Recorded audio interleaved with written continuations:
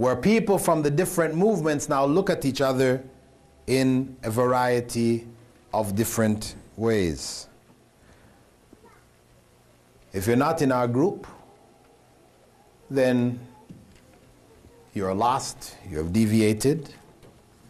Your work, what you're doing, is really not of that much value. There is another thing I should mention which has appeared amongst us. For those of us who, alhamdulillah, we're not caught up in this heavy factionalism and group mentality, etc.,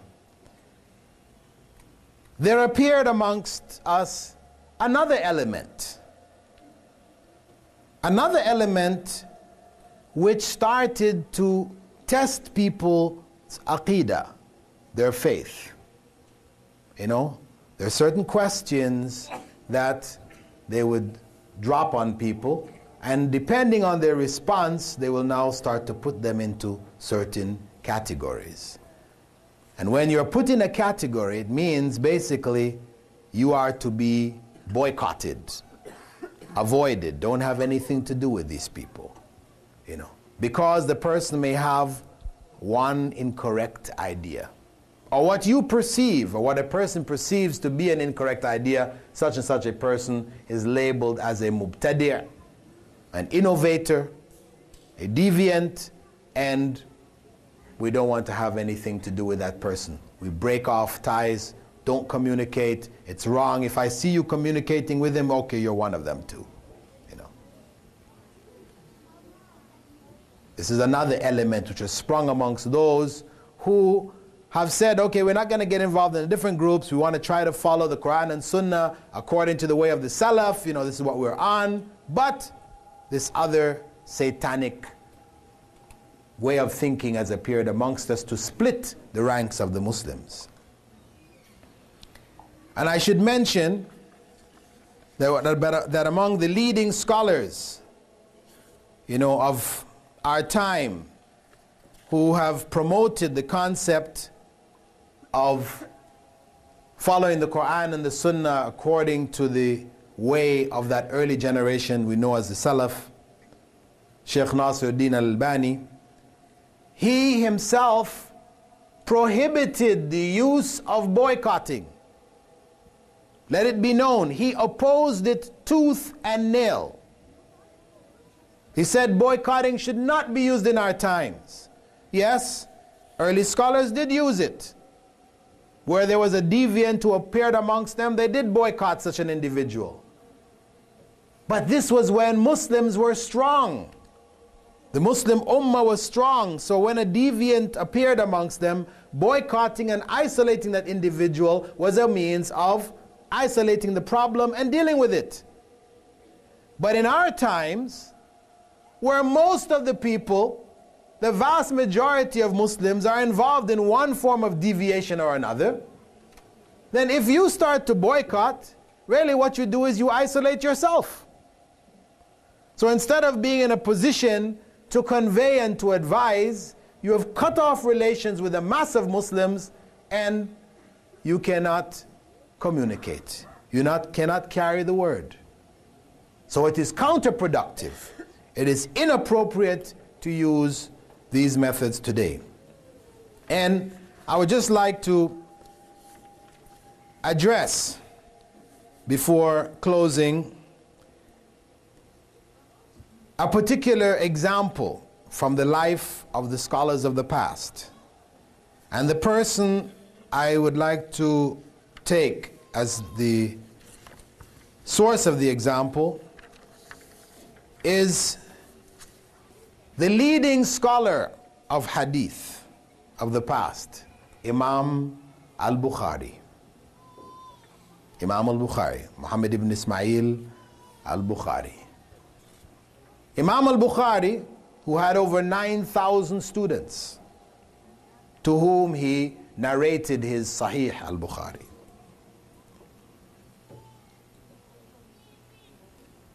Imam Ahmed, who was one of his teachers, used to love him very much. When he used to come to Baghdad to collect hadith, Imam Ahmed wouldn't like him to go. He used to express he didn't like to see al-Bukhari leave. Al-Bukhari was really a rarity. His knowledge, his vast comprehension of hadith was something unparalleled.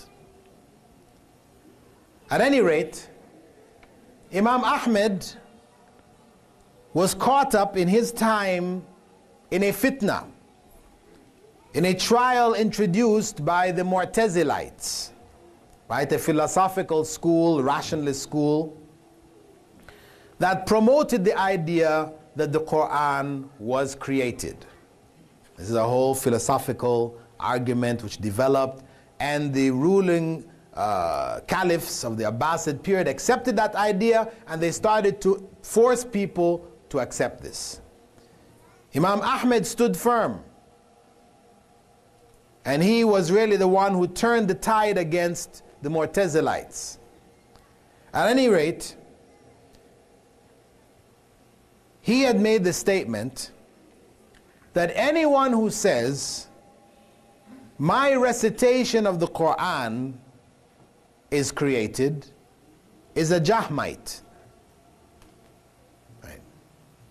The issue which he was dealing with was saying that the Quran itself was created, but that those who believe that used to hide their belief in that by saying, my recitation of the Quran is created, and use that as a means of carrying people to the idea that the Quran itself was created. So Imam Ahmed had made that statement. Whoever says, my recitation of the Quran is created, is a Jahmite. Jahmite, I mean, this is a sect, a philosophical sect, which formed the basis of the Mu'tazilas, who basically denied Allah's attributes. Anyway, when Imam al-Bukhari came to Nishapur, when he first came there, students started to gather around him, and a scholar there, one of the leading scholars of hadith of his times, named Al-Dhuhali, he told his students to go and study under Imam Bukhari, gain knowledge from him also. And when Imam Bukhari's circle started to become very big, students from all of the other circles were leaving all the other teachers and gathering around Imam Bukhari, it appears that Al-Dhuhali became jealous. So he made the statement to his students, those that remained with him. Muhammad ibn Ismail says that the recited words of the Quran are created, so go and test him. So the next day, a person popped up in the lesson, one of Imam Bukhari's lessons, right? He stood up. This is the test. See, this is the way of testing people. Imam Bukhari is giving a lecture on hadith, narrating some practice of the Prophet Muhammad ﷺ, you know, and he pauses and a man pops up and asks him, are the recited words of the Quran created or not? What is the relationship between that and what he is narrating here? I say, this is fitna. This is fitna. But that's what they did. That individual got up and asked him, are the recited words of the Quran created or not? Imam Bukhari ignored him. He repeated it. Are they created or not? He ignored him. The third time he repeated it, he was not going to stop. Imam Bukhari finally turned to him and said, the Quran is the word of Allah. It is not created. The actions of people are created. And testing people on this issue is an innovation. But the man, he took what Imam Bukhari said and ran with it. What he went out saying is, Imam Bukhari said that a man's recitation of the Quran is created. Because he said the actions of human beings are created. So, the word went out. You know, people were quoting, Imam Ahmed said, anyone who said this is a Jahmite. Of course, Imam Ahmed by this time is dead, right?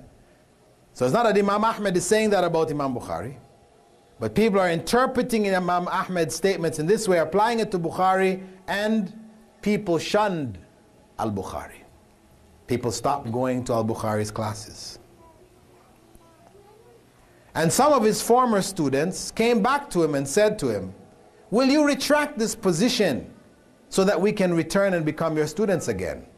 He answered them, I won't do so unless you bring a proof for your position which is stronger than my proof.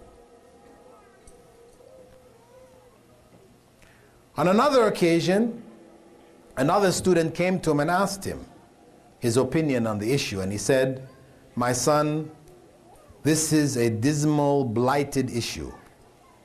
I saw what Imam Ahmed ibn Hanbal went through over this issue, and I have resolved never to discuss it again. Imam Muslim, who is from Nishapur, he remained among the few students of Imam al-Bukhari. When the word came to al-Dhuhli, because he studied under al-Dhuhli, you know, it was main teacher. When Imam Bukhari came, he also studied under Imam Bukhari, so studying under both. When word came to al-Dhuhli that Imam Muslim was still attending classes with Imam al-Bukhari, he said in his class,